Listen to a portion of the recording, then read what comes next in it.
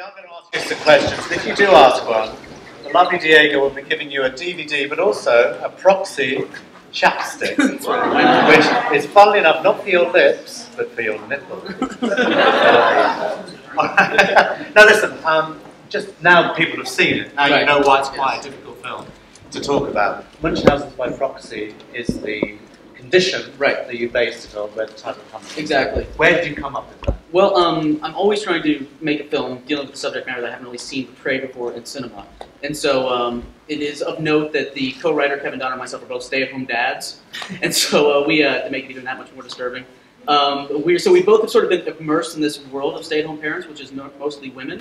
And so, you know, we started to see this sort of especially in the U.S., I feel like our generation is a very sort of spoiled generation. So we started to see there's this strange sort of identity loss that happens when we've seen friends of ours start to have children.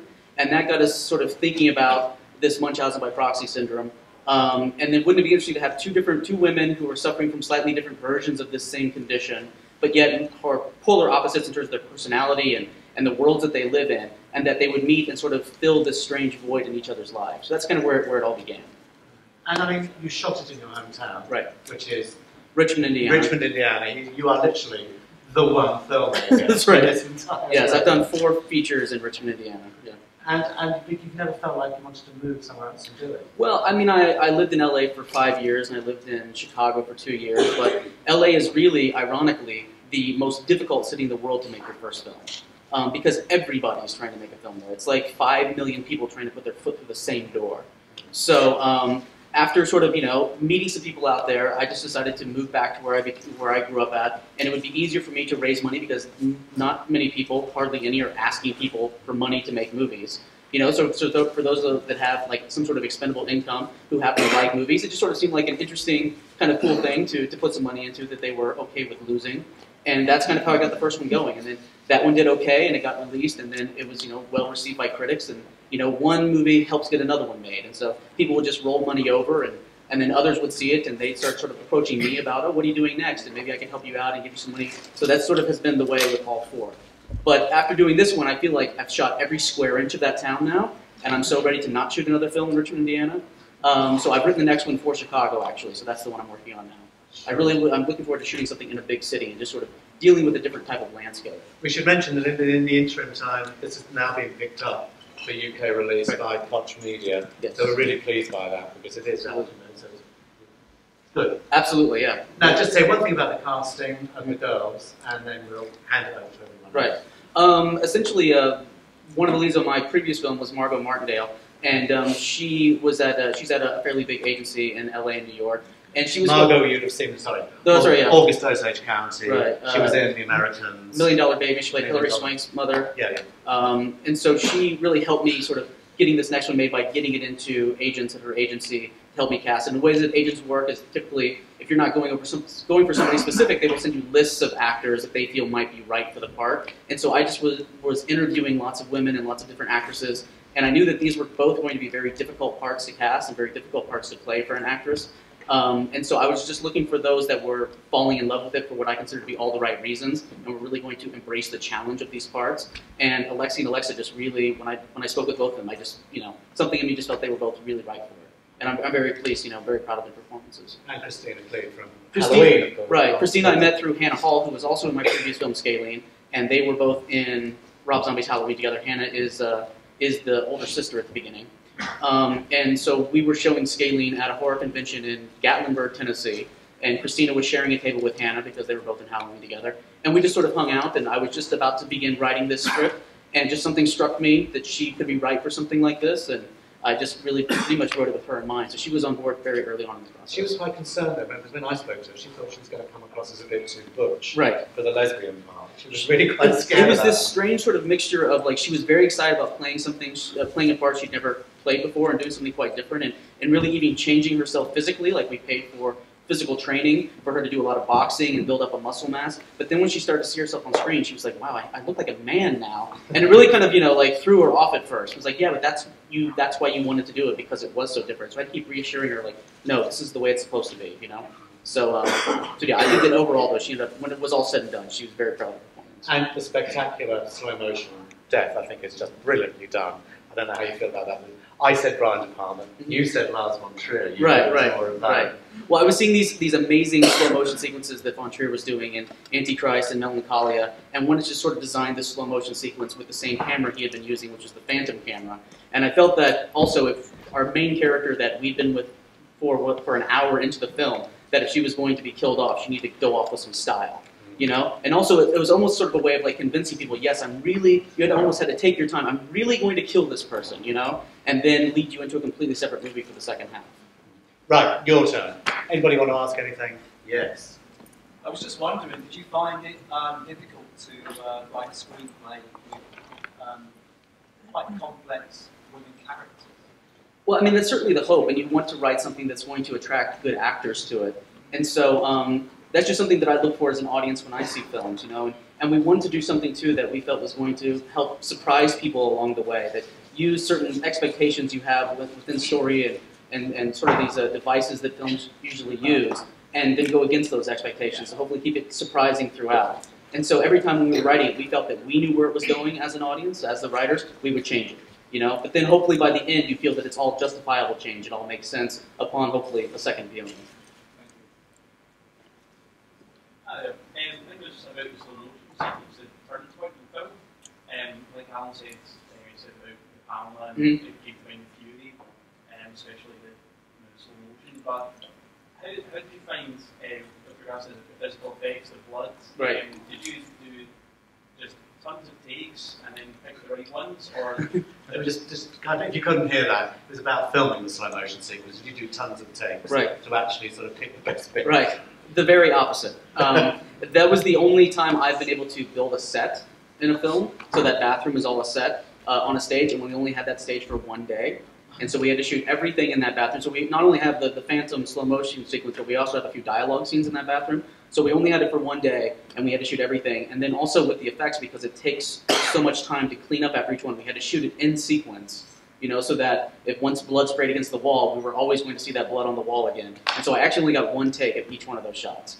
And I remember when I got into editing that, you know, it turned out pretty close to what I wanted to be, but then when I got into editing, it was like, wow, I've really painted myself to a corner with the sequence. Like, if it doesn't work, I'm fucked, you know? So I was really hoping, too, that, you know, that it was always going to be guided by the score. And I've used the same composers in every film, and I think they create a beautiful piece of music that really, like, drives the whole sequence.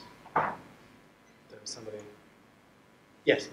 How did you go about researching the subject? Researching the subject matter. Well, my wife is an occupational therapist, and Kevin's wife is a physician, and so we actually sort of live in this world of the medical community, you know, and so all of our friends are either physicians or spouses of physicians and psychiatrists, and so we really just sort of sat down with a lot of them. Like, once we knew we wanted to tackle that subject matter, like, how do we do that but not make it so textbook that it's obvious? How do we make them slightly different versions, you know, of that condition? So that was typically just lots of conversations with friends who were specialists in the field. Have you had any problems with that? Have people actually, any mental health people said to you, you shouldn't have done this? Have they come? No, in fact, the opposite. We've had a few say, like, you know, you portrayed it quite accurately, you know, which has been nice. Yeah. Because each case is so different than the last that you know, there is this textbook definition, but that doesn't really apply to real world, you know, and so each case tends to be very different. So we have that allowance. Did I see somebody else? Are you planning to stick in the horror genre, and what's your next project going to be about? Would you feel this is a horror film? Because I still don't know. He was always worried about the perception of this. Well, I think too, we talked about this, that I feel that the perception of American horror films are different, you know, than in Europe, you know. And so, like, my fear about calling it a horror film in the U.S. is that if it's not wall-to-wall splatter, that, you know, that it's just going to bore people. So I'm always a little apprehensive about using that word. But I've always been very fond in a connection with very dark films. So the next one I'm working on now is, I think, it's a quite Refn-esque kind of art house thriller, is how I've, you know, often heard it described. So, but I'm always just trying to find sort of challenging and hopefully unique subject matter. That's what really sort of turns me on to a story. I should ask, what did you think when you knew it was going to be 2 hours long? Did that worry you slightly, or did you think, or did you like the fact that actually you've got time to sort of grow into the characters? Did that work for you, or do you think? Yeah, right. It's always felt like a bit of a stigma that we've had to overcome with the film, and even some that have, you know, like reviews that have liked it. There's always sort of despite the 2-hour runtime, you know, like, because I know for a lot of, you know, like especially for an independent film, like 2 hours seems like a long time to watch a film.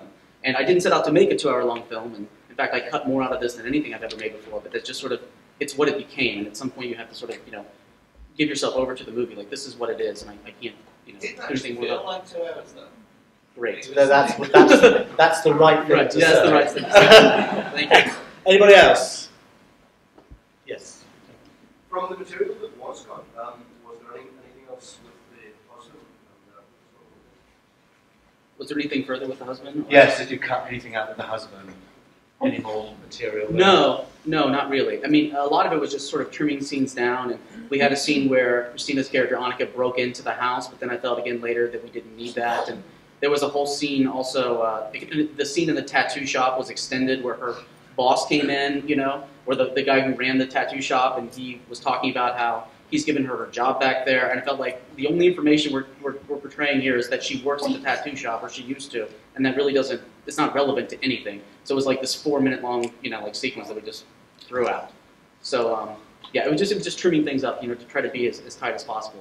There will be a director's cut. A director's This cut. is the director's cut. Yeah, how did you approach the attack at the beginning? Was it very, did people find it shocking, or did the cast members like, or were you worried about how to film it? The attack at the Right. beginning, how did you approach that? Right. In fact, it's actually, I didn't expect it to be as impactful or effective as much as it has been. In fact, when we premiered it in Toronto, there was a warning in the program about it, and I felt they were way building up the expectation for it, and that there was no way we were going to pay that off in any way. But really sort of the reason behind it was that, again, I wanted to do this film that had these several twists throughout, and I wanted to throw the audience kind of off balance early on in the film. And I tend to be a filmmaker who likes to take my time with the story. If anybody listened to Ty's talk last night, we talked about this slow burn filmmaker kind of thing that you get labeled with. And so I felt that if I did something like that early on, sort of threw you off balance, it would earn me the time to build up character, build up story, with the promise that there's more to come later if you'll just stick with it, And so, but I've been actually kind of surprised myself at how tough that scene is for some people. You must tell everyone why the child is called Peyton. Sorry, I love this story. Right.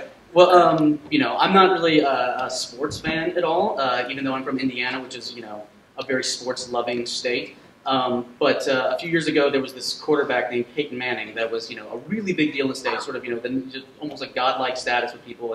And the Indianapolis Colts, the local football team, won the Super Bowl. And everybody I knew was naming their children Peyton. Like their son, their daughter, their pets, all these Peytons everywhere.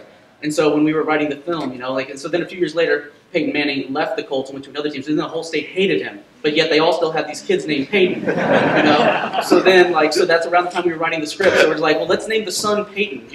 This is like a nice sort of jab towards Indiana. And my writing partner said like, I'm not familiar with that. I'm like, no, just everybody's naming their kids Peyton. And we met back a week later. Said I met 3 Peytons this week.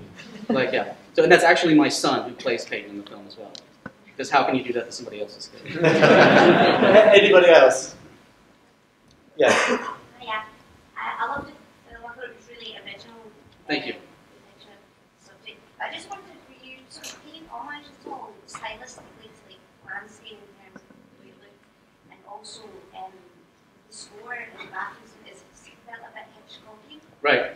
Polanski and Hitchcock. Right. Yeah, definite influences. Like I'm a huge Polanski, Kubrick fan, and Hitchcock as well. And so I think those influences, kind of emerge throughout. And then, like I said, it's the same composing team I've had on all of my films. And what I think a reason they like to kind of work on mine, which are generally much lower budget films than they're used to doing, is because I let their music really be at the forefront. And so they really like to do these really bold, kind of, well-structured melodic scores.